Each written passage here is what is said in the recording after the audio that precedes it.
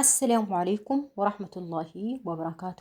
ውድና የተከበራችሁ ውድ የዘዶ ቤተሰቦች እንዲሁም ክርስቲያን ወገኖቼ ሰላም ጤና ይስጥልን። እንዴት ናችሁ? እኔ ደህና ነኝ አልሐምዱሊላህ። ውዶቼ በመጀመሪያ ሰብስክራይብ፣ ላይክ፣ ሼር እንድታደርጉልኝ በትህትና እጠይቃለሁ። እንዲሁም ቪዲዮን ደግሞ ሙሉ ባታዩም ቢያንስ እስከ 5 ደቂቃ እንድታዩልኝ በትህትና እጠይቃችኋለሁ ውዶቼ። ዛሬም የጀመርኩት ትንሽዬ ታሪክ ነበረችኝ ይመስለኛል። እንዲሁም ሞኖኪያ እያጠብኩኝ አድርቄ ቆሻሻውን ለቅሜ እስከምጠብሰው ድረስ ነበረ። ግን ባጭር ቋጭላችኋለሁ፣ ለምን ቪዲዮ ሊረዝምብኝ ስለሚችል ማለት ነው። እና በጣም ደክሞኛል። በነገራችን ላይ ድምፄ ያኔ ድክም ብሎኛል። የማዳም ስራ ደከመኝ ልላችሁ አልችልም። የማዳም ስራ አይደለም ያደከመኝ፣ የማዳም ስራ አይበዛብኝም። በነገራችን ላይ እኔን ያደከመኝ ይሄ ዩቱብ ነው ያደከመኝ እንጂ የማዳም ስራ አይደለም። ግን በወር አንድ የሚመጣ አስቤዛ ያደክመኛል። ያው ለሁለት ጎሮሯችን ቢሆንም በየወሩ የሚመጣው በወር አንድ የሚመጣው አስቤዛ እኔ ጋር በጣም ያደክመኛል እንዴ። ምክንያቱም እንቅስቃሴ ስለማላበዛ ይመስለኛል። ወደ ታች ወርጄ እስከ 4ኛው ፎቅ በእግሬ አይደለም ያኔ በሊፍት እወጣለሁ።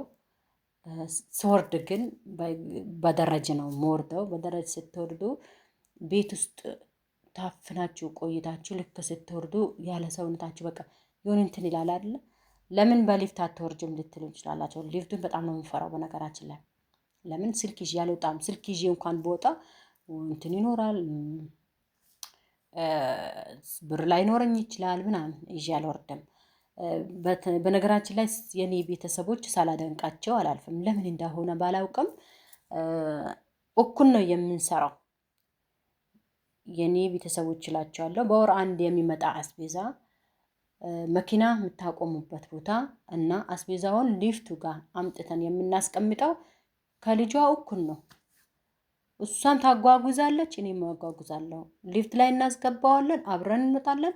ከቤት በቃ ወደ ማድ ቤት ከመጣ በኋላ ነው እኔ ማስተናግደው ማለት ነው። እኔ ቦታ ማስይዘው እሷ ወደ ቤቷ ትመለሳለች ማለት ነው። እና በጣም በሚገርም ሁኔታ በጣም ለየት ያሉ ሰዎች ናቸው።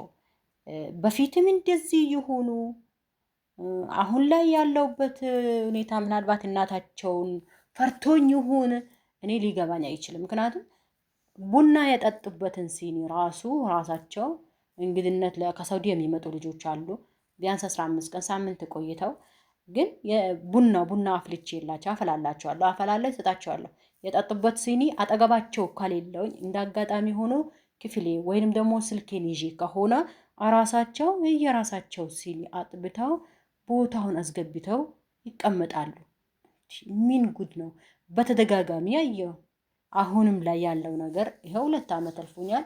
እስከ 2 ዓመት በየቀኑ የምትመጣ ልጅ አለቻት። በየቀኑ ለምን ጆርዳን ያለች መቀርብ ነው ያለችው። በየቀኑ እናቷን ትዘይራለች። ግን በየቀኑ ቡና ቢፈላላትም የጠጣችባትን እኔ አጠገቧ ከሌለውኝ ቦታውን አስይዛ ጣውላውን አጠገባ ያስቀመጠችውን የነበረው መልሳ ቦታውን አስተካክላ ነው የተቀመጠችበትን ሶፋ አስተካክላው ትሄዳለች። ምን እንደሆነ ባላቅም በጣም በሚገርም ሁኔታ ማለት ነው። ስለዚህ የማዳም ስራ እኔን አያደክመኝም። የሚያደክመኝ ይሄ 2 ወር ባልሞላ ውስጥ ዩቱብ ሀታ እንትን ድምፄን የሆነ ነገር እያደረገኝ ነው። የሆነ በቃ ራሴን ለሴት ነው መሰለኝ። በነገራችን ላይ ለታሪኩ መጥቼ የባለፈው ያልተቋጨ ታሪክ እነግራቸዋለሁ ብዬ መጥቼ በዚህ በንግግርን ብቻ ደቂቃው እየሄደብኝ ነው። ባለፈው ያልተቋጨው ታሪኬ ስለ ቦሎቄ ነበር አይደለም። ቦሎቄ እየሰራውኝ ስደት ታላቅ እህቴ ስደት ወጣች ብያችሁ ነበረ። ስደት ከወጣች በኋላ በቃ ደረስኩኝ ብላ ደወለች። ከዛ በኋላ ጠፋች። ከነም አትደውልም፣ ከነም ያለችበትን ቦታ አናውቅም ነበረ። ከዛ በወራት ከሄደ በኋላ 2-3 ወር አላሁ አለም 1 ዓመት በሉት በቃ 7-8 ወር በሉት ከሄደ በኋላ እዛው ቦሎቄ እየሰራው ነው። ከሄደ በኋላ ምን የሆነ ካቧ ያልኳችሁ ሴትዮ ምን አለችኝ? ዜድ ለምንድን ነው ውጭውን ስደቱን አንቺ የማትሞክሪው? ምናልባት እኮ ቢሳካልሽ እዛ ሀገር ከሄሽ እህትሽንም ያለችበትን ቦታ እኮ መፈለግ ትቺ ነበረ፣ ማፋለግ ትችያለሽ አለችኝ። ማፋልገው ያው ቋንቋ ስለማናውቅ እንደውላለን እኮ ያነሱታል፣ የሚሉን ነገር ስለማናቅ ይዘጋል ስልኩ ማለት ነው። እነሱ አይደውሉም። እኛ መጀመሪያ ሲደውል የነበረን ቁጥር ነበረ፣ እነሱ ጋር እንደውላለን። ዛህራ ይናለን። ዛህራ ደግሞ አያውቁም እነሱ፣ ስሟ ፋጥማ ነው ማለት ነው። ስሟ ተቀይሯል። እሷ ደግሞ ደውሉልኝን ማትልም ከና በቃ ተመችቷት ቁጭ ብላለች። የምንደውለው ልጇ ጋ ነው፣ የምትኖረው እናት ጋ ነው። እነሱ ግራ ገብታቸዋል። ዛህራ የሚባል ነገር ከነ ስሟ ረስተዋታል ማለት ነው። ከዛ እንደዛ ስትለኝ ወጪው ለሂቴ ለታላቅ ሂቴ የወጣው ወጪ ስለነበረ ከባድ አደረኩት። ለምን ያን ጊዜ 20 ሺህ በጣም ከባድ ነው አይደለም? 20 ሺህ 5 ሺህ በጣም ከባድ ነበረ። በስ እሷንም እንዴት አድርገው ቤተሰብ እንደላኳት ስለማውቅ እኔ ደግሞ ቤተሰቤ ምንም ነገር በእኔ ምክንያት ሊያደርግ አልፈልግም ማለት ነው። እሺ እንዴት አድርጌ ሄዳለሁ አልኳት። ባልኩት ወደ ቤቴ ስመለስ ከስራ ቦታ ወደ ቤቴ ስመለስ ያጎቴ ልጅ አግኝቶ ፓስፖርት አውጥተሻል ወይ? ድንገት እኮ የሚፈጠረው አይታወቅም። ፓስፖርት አውጪ፣ ሄዶ መመዝገብ ብቻ ነው። ደርሶ መልስ 40 ብር ነው። ደርሶ መልስ 40 ብር ነው። አንድ ላይ 100 ብር ብትጨርሽ ነው ከነምሳ ምናምን 100 ብር ከታክሲ ምናምን 100 ብር ብትጨርሽ ነው እና 600 ብር ነው የሚከፈለው። እንዴ እውነትን ብሎቄ እየሰራው ነው። ለምንድን ነው የማልመዘገበው ብዬ ወጥቼ ተመዘገብኩኝ ማለት ነው። አዲስ አበባ 3 ወር ሆነ። አረፋ ደረሰ።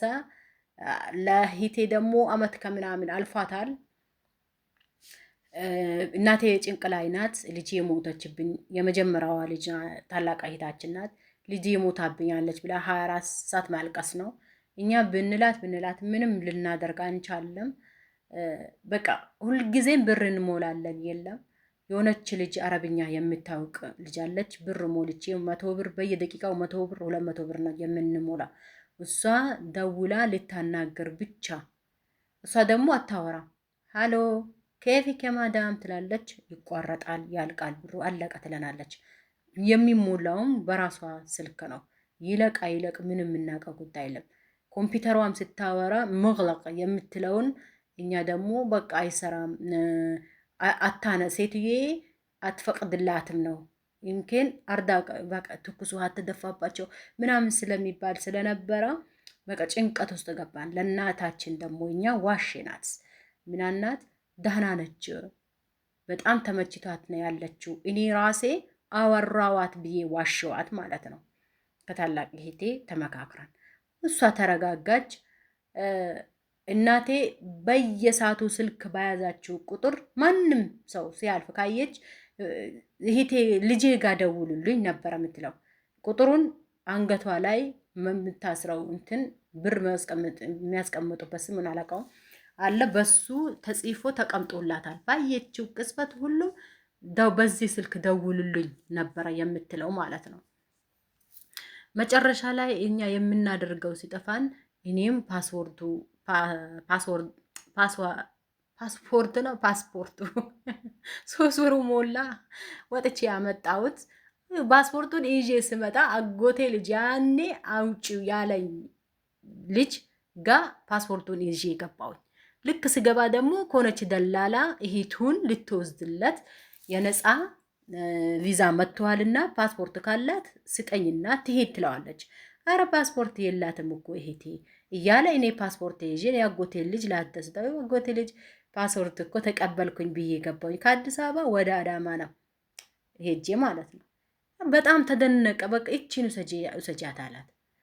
እቺም እህቴ ናት፣ ያቺም እህቴ ናት። ያቺን ታያትና እቺን ውሰጅልኝ አላት። እሺ ያለችና ድንገት ማለት ነው እንደ ድንገት ፓስፖርቱን ተቀበለችኝ። በ15 ቀን ሁሉም ፕሮሰስ አለቀ ማለት ነው። የትኬትም አትከፊም፣ እዛ ሄደሽ ትከፍያለሽ ብለኛለች። ሁሉም ነገር ምርመራው ለምርመራ የሳምንቱና ያለችኝ የእህቴ የመንግስት ሰራተኛ በሰዓቱ ጀምራ ነበረ 1500 ላይ አጋጭልኝና እሱን 850 ነበር ምን 650 850 ነበረ እሱን ይዤ ባጎቴ ልጅ በራሱም 600 ጨምሬ ሄድኩኝ ማለት ነው።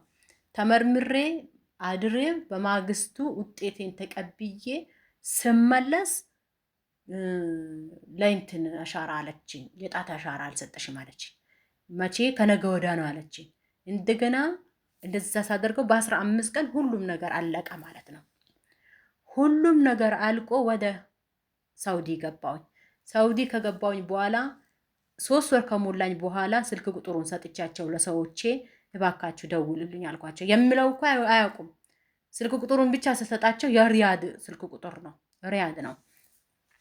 ከዛ ጓደኛዬን ምንድን ነው እየፈለገችው እስኪ አውሪያት ምናምን ብሎ ወይ እህቷ እንደዚህ ደውል 2 ዓመት አልፏታል አልደወለችም። በህይወት ትኑር አትኑር አታውቅም። እናቷ በጣም እያለቀሰች ነው፣ እናቴ እያለቀሰች ነው እያለቻችሁ ነው አለቻቸው።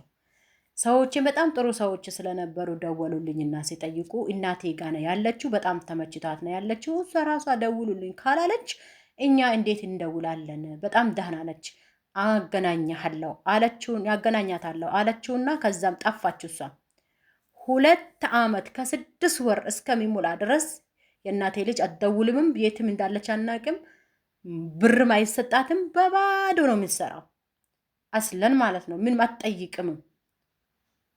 በመጨረሻ ወደ ሀገሯ 2 ዓመት ከ6 ወር ከሞላች በኋላ እኔ 1 ዓመቴ ከምናምን ከሞላውኝ በኋላ ወደ ሀገር በሰላም ገባች።